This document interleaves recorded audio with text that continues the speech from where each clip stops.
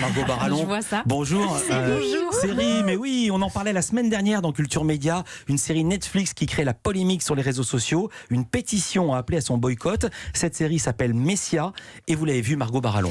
Et vous allez vite comprendre pourquoi il y a une polémique. Alors l'histoire commence de nos jours. En Syrie, la ville de Damas est assiégée par les terroristes de Daesh. Elle est sur le point de tomber lorsque soudain un homme tout seul se met à prêcher dans la rue.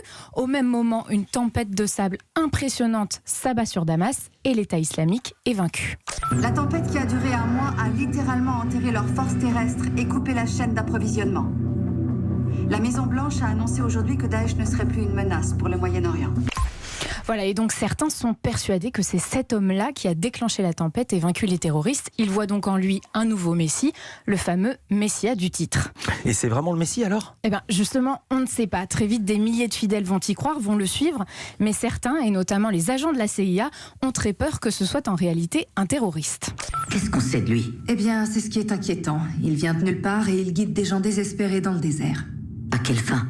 Si c'est une secte, il pourrait bien les conduire à leur mort, ou il pourrait réunir une armée. Il les gagne à sa cause en espérant que d'autres le rejoignent. Tout ça est très spéculatif, Eva. La spéculation fait partie de mon boulot. Ils sont plus de 2000 à le suivre, madame. Et s'il s'avérait que c'est un autre al-Baghdadi, je voudrais le garder à l'œil. Voilà, donc tout l'enjeu de la série, ça va être de démêler le vrai du faux.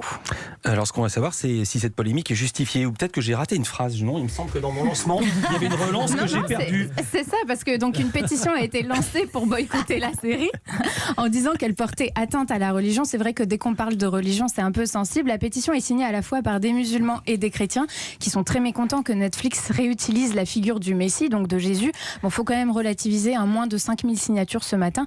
Et surtout, en réalité... c'est rien, 5000 signatures, oui, c'est un gros gymnase sur un match de handball de première division. Non mais vraiment, il faut bien se rendre compte de ça. Le Parc des Princes, c'est 44 000 personnes. Donc 5000 personnes qui signent, c'est un dixième du Parc des Princes. C'est pas fou non plus. Et puis en réalité, c'est surtout complètement monté en épingle. Un Messia n'attaque aucune religion en particulier. D'ailleurs, on ne sait absolument jamais de laquelle se réclame le Messie. Est-ce qu'il est juif, musulman, chrétien ? Il ne le dit pas.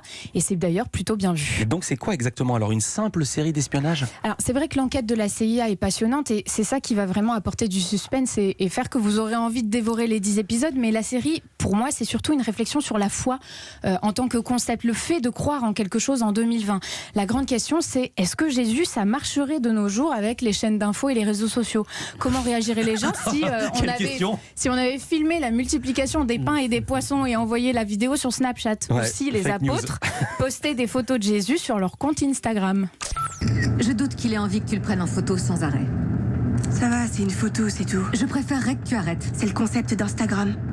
Ça ne me dérange pas. Voilà, pour moi, cette réflexion-là, c'est l'aspect le plus réussi de la série. Elle se débrouille aussi assez bien du côté de la géopolitique. En toile de fond, on va passer du conflit au Moyen-Orient aux tensions entre les États-Unis et la Russie. D'ailleurs, la série est internationale. Le créateur, Michel Petroni, est australien. Au casting, on a des Américains, bien sûr, mais aussi un Belge, Mehdi Déby, qui interprète brillamment, il faut le dire, le Messie. Et les Français reconnaîtront Thomas Sisley dans le rôle d'un agent israélien. Et c'est en français ? Alors non, je vous ai passé les extraits en VF, mais pas de français. On parle arabe, hébreu, anglais, bien sûr. Pour la petite anecdote, d'ailleurs, je l'ignorais, mais Thomas Sisley parle couramment l'hébreu et l'anglais, et il a appris l'arabe pour les besoins de cette série.